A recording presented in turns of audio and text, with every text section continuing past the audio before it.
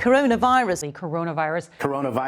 The COVID-19 coronavirus disease.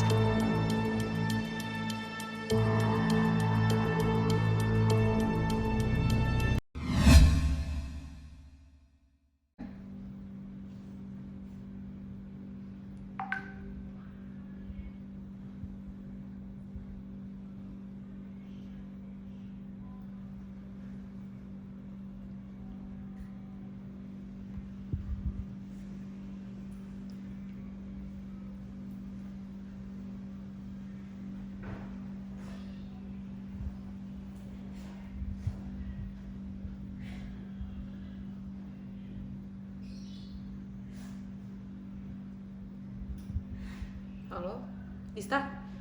Iya, Silmi. Ini beneran? Beneran apa?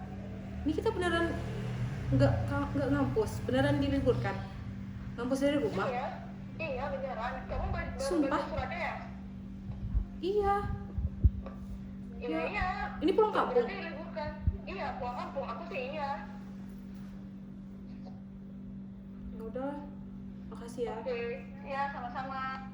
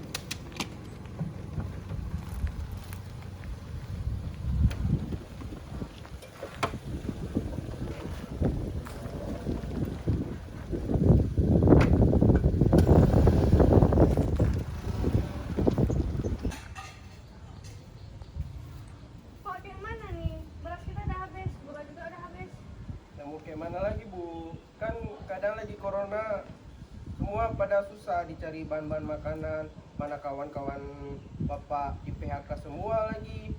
Nanti coba saya cari di mana. Ya udah Bapak.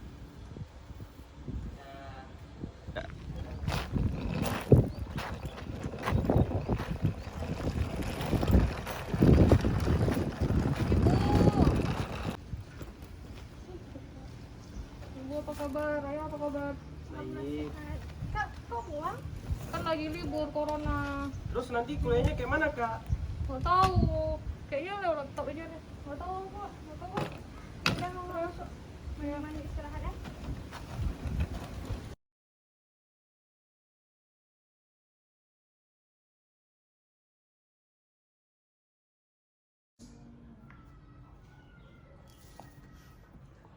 Baik, demikian kuliah saya sudah selesai. Saya pengen lihat kehadiran semua mahasiswanya. Ini kenapa si Putri tidur? Hei Putri, kenapa kamu tidur? Kamu nggak menghargai saya sebagai dosen. Maaf Pak. Ini juga ada yang ketawa nih. Desti, kamu nggak menghargai saya. Kenapa kamu ketawa-tawa?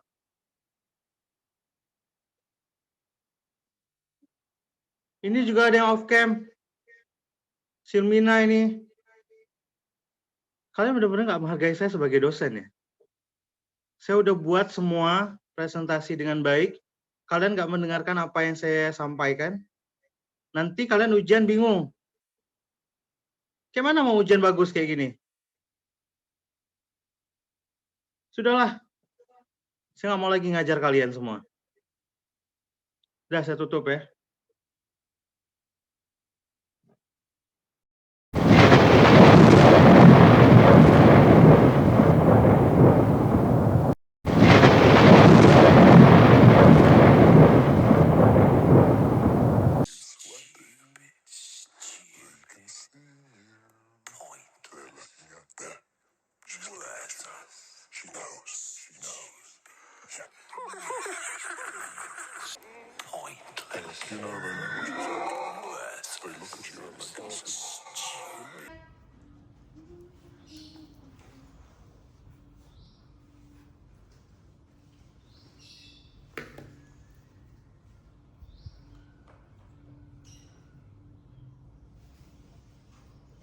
Apa sih? Udah, aku mau belajar. Ih, jauh-jauh. Ih, pergi. Aku mau belajar tahu. Teman-temanku udah pada ngejek aku. Assalamualaikum dokter. Waalaikumsalam. Baik, kita akan mulai ujian. Dengan siapa ini pertama? Saya Putri dokter. Oke. Saya akan membacakan terlebih dahulu ya untuk soal ujiannya. Nanti kamu langsung jawab apa diagnosisnya ya. Jadi untuk skenario-nya adalah ada seorang wanita muda berusia 25 tahun datang ke poliklinik dengan keluhan sering mendengar suara-suara yang menakutkan sepanjang hari. Ia mengatakan dirinya hampir sepanjang hari merasakan perasaan gelisah dan tidak nyaman yang sudah dirasakan sejak 10 hari yang lalu. Hal ini disebabkan karena ia merasa sangat terganggu dengan suara halusinasi tersebut. Dan pasien meyakini bahwa suara tersebut benar adanya. Suara tersebut muncul sepanjang hari dan sangat mengganggu aktivitas sehari-hari. Keluhan ini bermula ketika ia merasa kecewa setelah tidak lulus ujian sidang skripsi. Semenjak itu, ia terlihat lebih irritable dari biasanya. Ia juga meyakini bahwa teman kuliahnya yang telah membuat agar ujian sidang skripsinya tidak lulus. Ia sejak 1 tahun terakhir sering terlihat pendiam dan tidak mau berinteraksi dengan orang sekitar rumah. Dari hasil pemeriksaan fisik dalam batas normal dan tidak didapatkan riwayat gangguan jiwa sebelumnya. Apa diagnosisnya, Dek?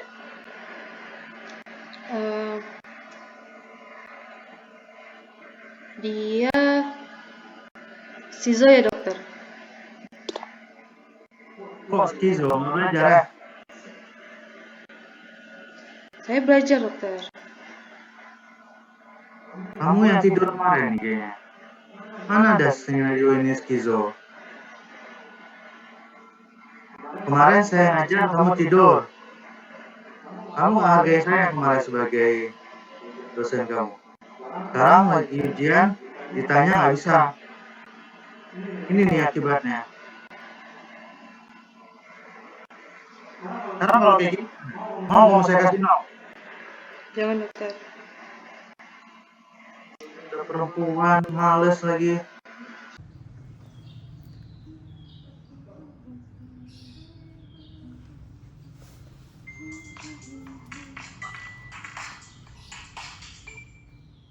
Halo, Assalamualaikum. Waalaikumsalam, Putri. Halo, Putri. Ya, Udah lihat nilainya Agilovirus belum? udah keluar. Udah, Kak. Alhamdulillah udah nilainya bagus nih. Kamu gimana? Ntar ya, coba aku cek.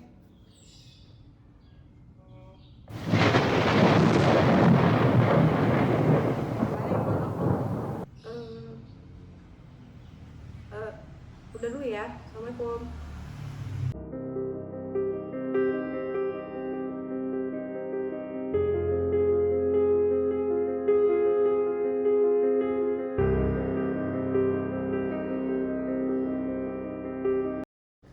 Putri, kan nilainya udah jelek nih. Yuk, bunuh diri aja yuk. Ken udah gak bunuh lagi tuh hidup. Mending ikutin aku aja. Yuk, coba bunuh diri aja yuk. Yuk Putri, yuk. Putri.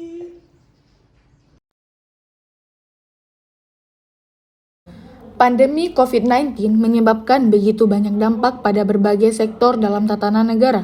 Selain berimbas pada ekonomi masyarakat yang menurun, terbatasnya akses dan permasalahan sosial yang dialami oleh masyarakat saat ini juga menyebabkan peningkatan yang sangat signifikan pada kasus kesehatan jiwa, terutama depresi.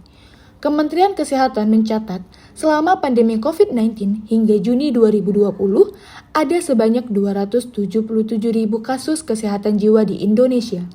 Jumlah kasus kesehatan jiwa itu mengalami peningkatan dibandingkan tahun 2019 yang hanya 1.907.000 orang. Menurut Perhimpunan Dokter Spesialis Kesehatan Jiwa Indonesia, terjadi peningkatan kasus depresi sebanyak 57,6% selama pandemi COVID-19.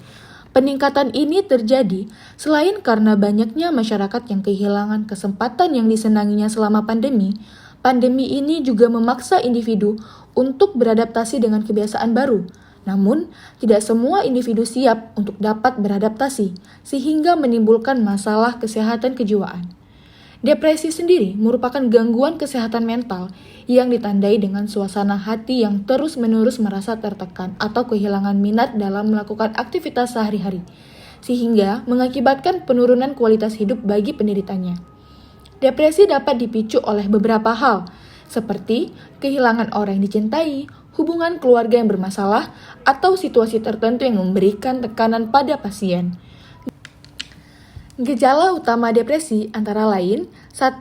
Afek depresif, kemudian kehilangan minat dan kegembiraan, dan yang ketiga berkurangnya energi yang menuju meningkatnya keadaan mudah lelah. Sedangkan gejala lainnya meliputi konsentrasi dan perhatian berkurang, harga diri dan kepercayaan diri berkurang, muncul gagasan tentang rasa bersalah dan tidak berguna, pandangan masa suram dan pesimistis, gagasan atau perbuatan membahayakan diri atau bunuh diri, tidur yang terganggu, dan nafsu makan berkurang. Lalu, apa yang bisa kita lakukan untuk mencegah gangguan kesehatan, khususnya depresi selama pandemi? Yang pertama, dekatkan diri kepada Tuhan Yang Maha Esa. Kemudian, meningkatkan imunitas diantaranya dapat diupayakan melalui makan yang seimbang, minum yang cukup, untuk orang dewasa minimal 2 liter per hari. Kemudian, olahraga minimal 30 menit sehari, berjemur di pagi hari seminggu 2 kali, tidak merokok dan tidak minum alkohol. Lakukan kegiatan dan hobi yang disukai, baik sendiri maupun bersama keluarga atau teman. Kemudian, berpikir positif, jauhkan diri dari informasi hoax atau berita miring. Mengenang semua pengalaman yang menyenangkan, bicara pada diri sendiri tentang hal yang positif. Responsif atau mencari solusi terhadap kejadian, dan selalu yakin bahwa pandemi akan segera teratasi. Kemudian bangunlah hubungan sosial yang positif. Saling memberi pujian, memberi harapan antar sesama, saling mengingatkan cara-cara positif, meningkatkan ikatan emosi dalam keluarga dan kelompok, menghindari diskusi yang negatif, dan saling memberi kabar dengan rekan kerja, teman, atau seprofesi.